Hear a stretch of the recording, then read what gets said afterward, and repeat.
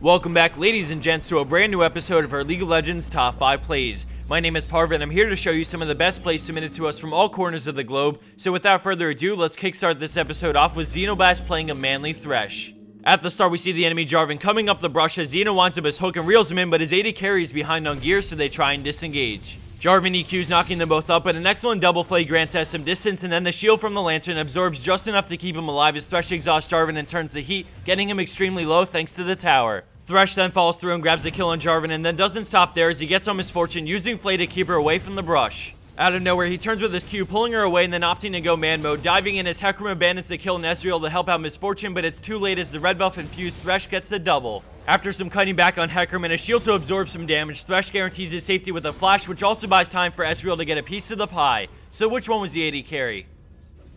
Coming in at our number 4 play, we have Nihilwish on Lee Sin with a beastly gank on bottom lane. We see him emerge out of the jungle, catching them out of position as he war jumps behind Miss Fortune, kicking her straight back to Nunu, which allows the free snowball. He then moves into position and lands his Sonic Wave, finishing Miss Fortune before he flies the Kassadin, using his passive for the couple quick auto attacks for the double, and then he immediately flashes just in time, escaping tower range. He knows Mordekaiser must be roaming down, so with some good predictions and a little luck, a final war jump allows him to slip by Mord without taking a single hit. A beautifully executed gank by Jungle Lee Sin on bottom lane allows him to clean up shop, earning him the double kill, but now we're going to switch our focus to a mid laner in our number 3 play with TimmyNat on Lissandra. We see Nautilus charge straight at her right off the bat, and despite having no ward, she quickly reacts and escapes to the tower, but Nautilus pursues as they both land their Qs, and then he roots her into his ultimate. Kha'Zix flashes in, but she flashes back, ulting herself to not only deny their kill, but to also damage him just enough to pick up the kill with the help of the tower. Playing it safe, she stays back and analyzes the 1v1 before summing up the courage to somehow go back in, ready to outplay. All of a sudden, she lands the Q she needed, followed by EW Ignite into a reactivate on her Glacial Path to dodge his hook, all while holding him in place, which is more than enough to leave this Nautilus seeing stars. Moving right along into our number 2 spot, we switch gears from an amazing solo play into an epic turnaround teamfight with surprise boxers on Morgana.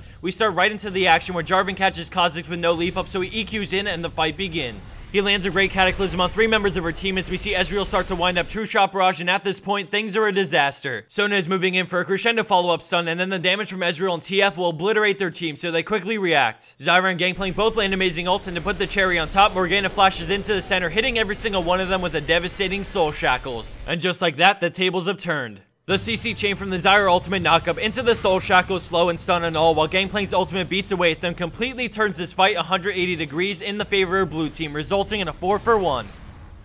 And for our number 1 pro play for this week, we have 935318X with an amazing clip that really shows off what a Master Draven can do. After his Leona gets hooked in and killed, he's left at 2v1 as he kites back, catching axes while dealing massive damage to Tryndamere, forcing him to retreat. He sits on Blitzcrank for a while before we see more enemy players headed his way, but he boldly chases into the enemy team, grabbing the kill, and then he tries to peace out, but he knows he must fight because he can't escape Ashe. He waits for his Q to come up before turning around on Tryndamere, getting the double as he catches the axe and fights it out with Barrier, making sure to catch every axe so that he packs a bigger punch and can keep his W up. At this point, I ask myself, how?